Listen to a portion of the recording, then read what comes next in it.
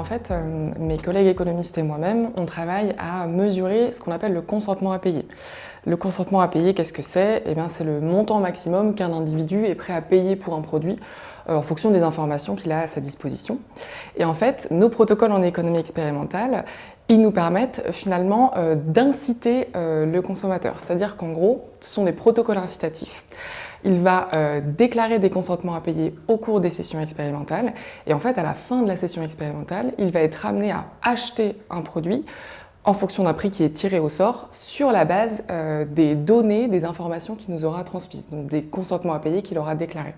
Ça veut dire quoi? Ça veut dire que à la fin de notre session expérimentale, si le prix qu'on a tiré au sort il est inférieur ou égal au consentement à payer qu'il a déclaré pour ce produit, donc au montant maximum qu'il a dit qu'il était prêt à payer pour ce produit, eh ben, il va devoir acheter ce produit au prix qu'on a tiré au sort.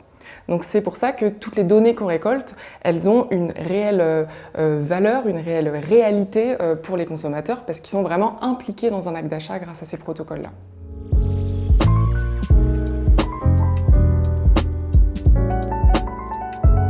Ça, c'est une vraie question et pour répondre à cette question, on a, avec des collègues agroécologues, travaillé à la création d'un indicateur de biodiversité à destination des consommateurs qu'on a appelé le BiodiveScore.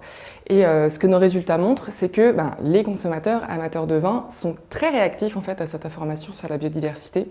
Ils augmentent leur consentement à payer, donc la valeur qu'ils sont prêts à accorder au vin, de 12% en moyenne quand on leur donne une information sur une bonne performance en biodiversité.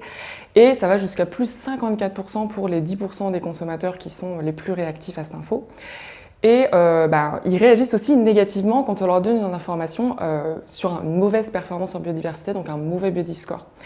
Et c'est assez intéressant, assez inattendu en fait comme résultat, parce que une information sur la biodiversité, c'est ce qu'on appelle en économie un attribut public. Ça veut dire que ça n'a aucun impact sur le consommateur, sur son expérience produit. Et pourtant, on voit qu'il est très réactif en fait à cette information sur la biodiversité. Donc c'est très important pour eux.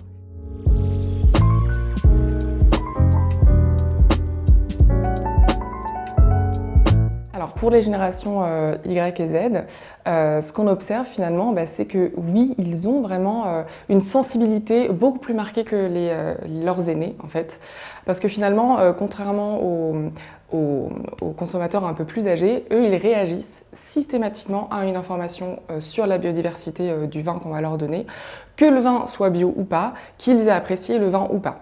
Et en fait, c'est vraiment cette information sur la biodiversité qui va tirer le consentement à payer dans un sens ou dans un autre.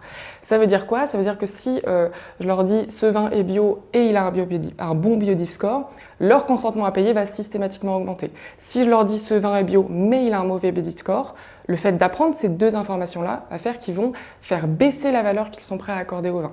Et c'est pas aussi catégorique en fait pour les générations plus âgées, parce qu'en fait, eux, ils vont finalement, si je leur présente le fait qu'un vin est bio avec un mauvais BiodiveScore, ils vont quand même accorder de la valeur au label bio et donc ils vont quand même augmenter leur consentement à payer face à ces deux informations. En gros, pour les moins de 45 ans, l'information sur la biodiversité, la préservation de l'environnement et une notion de naturalité au sens large, en fait, c'est vraiment primordial et prioritaire.